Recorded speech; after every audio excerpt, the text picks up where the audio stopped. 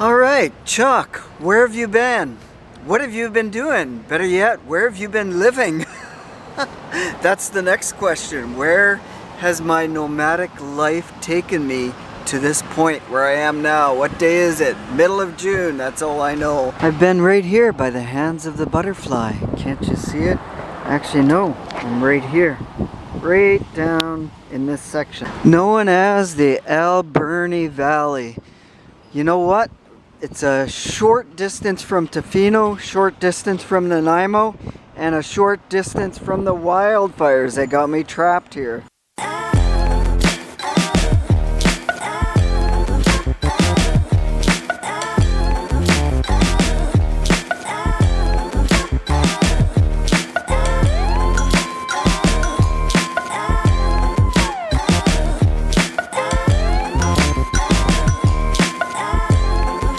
Yes, that's right. We have been staying in the city of Port Alberni. Apparently so. You're making too many sober decisions. I hate to see what my decisions are if I was drunk a lot of times. So originally, it was not really my decision to come and live here in Port, blah, get that word out, you can do it, Chuck. Port Alberni. I came out to Vancouver Island again under some not good circumstances. Circumstances being that, am I blocking the microphone? Let's just check. No, I'm not. Good deal there. So we're not totally substandard, I guess. So my mother had some medical issues.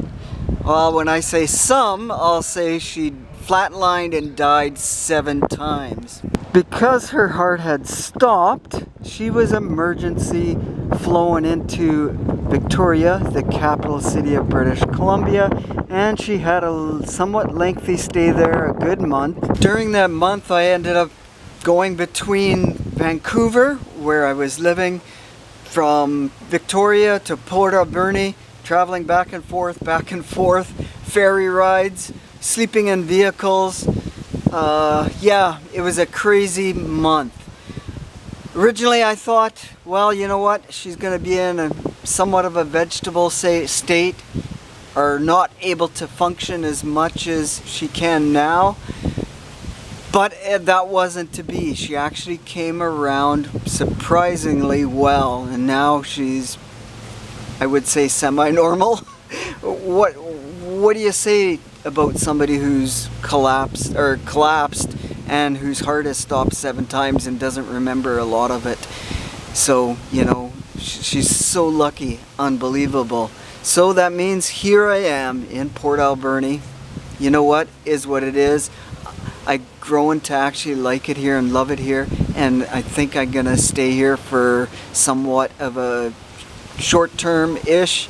I don't know what you qualify short-term, 1 year, 2 years, 5 years, who knows, I'm not sure. I'm taking things kind of day by day, month by month, but so far I'm kind of liking it.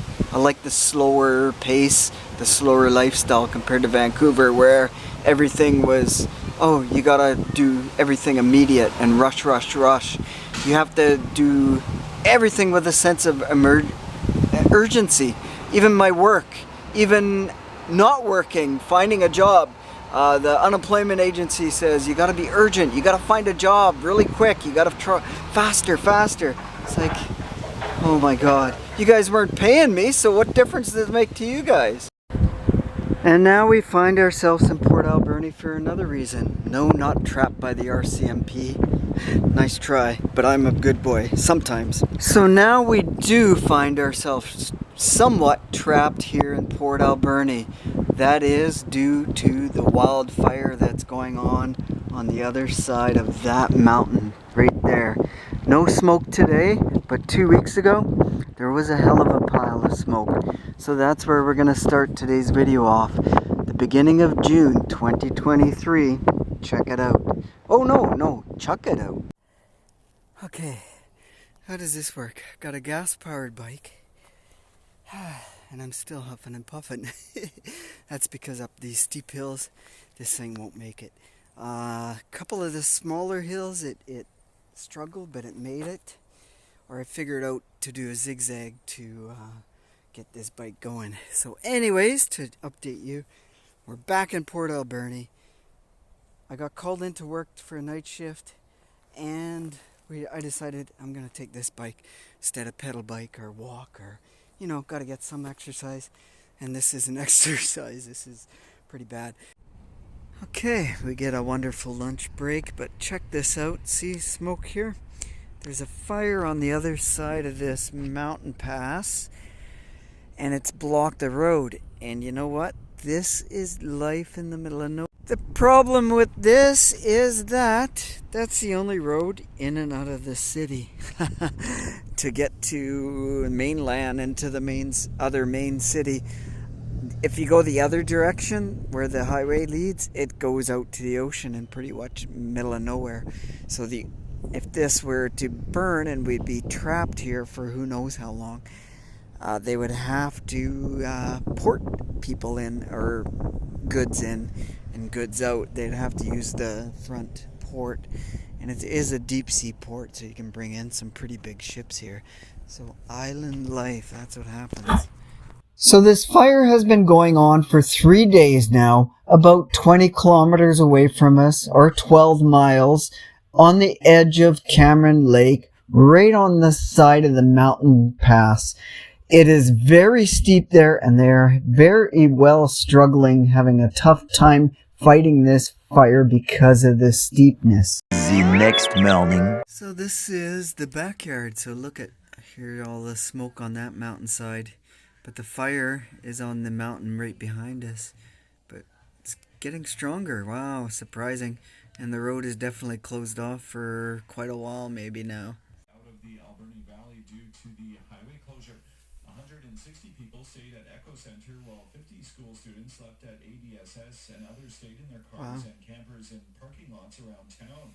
Emergency Operations Director Daniel Sayond says the situation evolved quickly. So at 9 o'clock, we thought we were only going to be hosting about 20 people at Echo Center, and between 9 and 10:30, that 20 turned into 130. We don't know how many people were supporting. For a small town, that's a lot. When the numbers started rolling in towards the end of the night. The next day. On the 4th day of the fire and the 2nd day of road closures, the smoke is getting worse in the city. Day 4. Right. This is the 2nd day since the fire closed the road here. And the smoke has dispersed a little more because it's getting windy. So now it's spread out.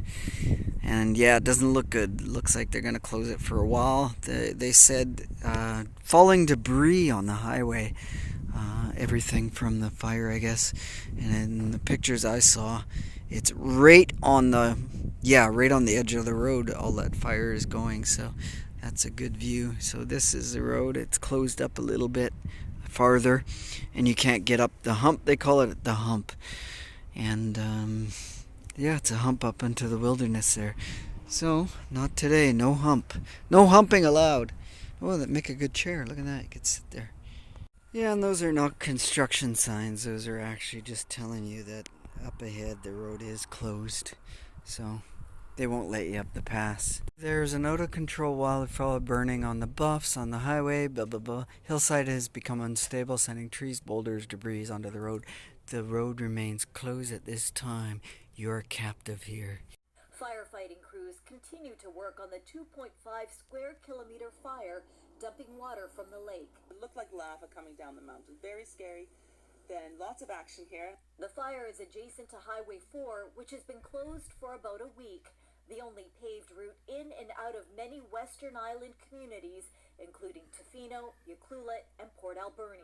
Accident along the route and poor conditions. Highway 4 was closed after an accident along the route and poor conditions. Most of the heavy smoke is now gone after a week, but there's still a good chunk of haze in the air. And I'm sorry if there's as I block the camera, if there's a little bit of wind noise, I apologize. And that's what's dispersing some of this smoke, is the wind. You can see down the valley here. So yeah, anyways, emergency situation. Only emergency logging road in, no highway in at this time. So we're trapped.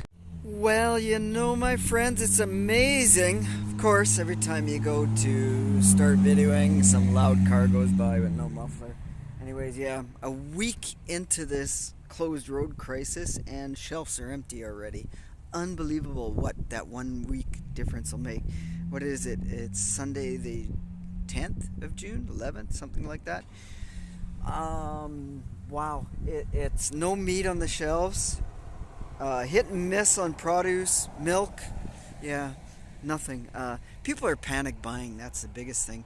I heard some gas stations are limiting gas, like only a couple gallons and stuff like that is what I understand. Okay, so this is an example of what happens when the only road in town closes and you can't get supplies. That's right, no gas. So some of the stations in town do not have any gas. For a couple days there was a gas limit. You were only allowed $25 or something. Every station was a bit different, and you can see maybe, or you can't see, this sign says 00, and yeah, it's closed off. So there's only a couple places in town that have gas now.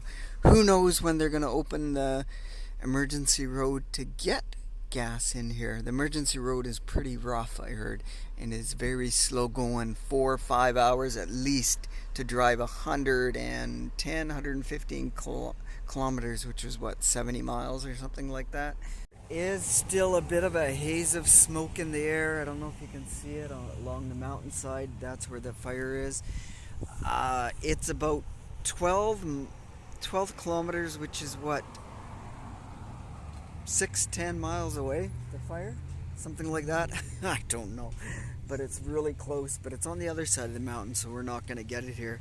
They are preparing an emergency road. It's through the forest section, for logging roads and stuff like that.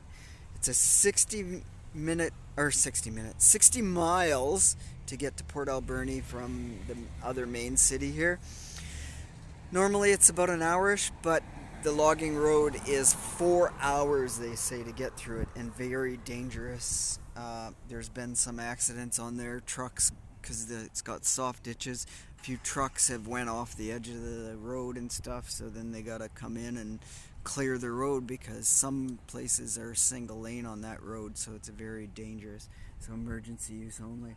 Let's try this again. Yeah, I know my hair's probably crazy because I've been biking. So anyways, that's the first week of the wildfire situation here in beautiful Port Alberni. I don't know if it comes in, but it's a beautiful view. Both directions, ocean the other side, mountains this side. The first week of wildfires has been interesting. The emergency road is not very good. I heard a lot of people having trouble with it. Driving off the edge and flat tires and problems and this and that. So definitely not recommended. Just emergency use, I think, is what it is, or for hauling freight in like they're trying to do now, gas and food and stuff like that. Anyhow, we'll come back second week and whatever else from earlier this year and last year that I got saved up. So check out upcoming videos and we'll see you next time. Stay awesome. Thanks for watching it this far, if you've made it this far. And until next time, cheers, my friends. No coffee, it's in my backpack. Don't worry, I don't go anywhere without coffee.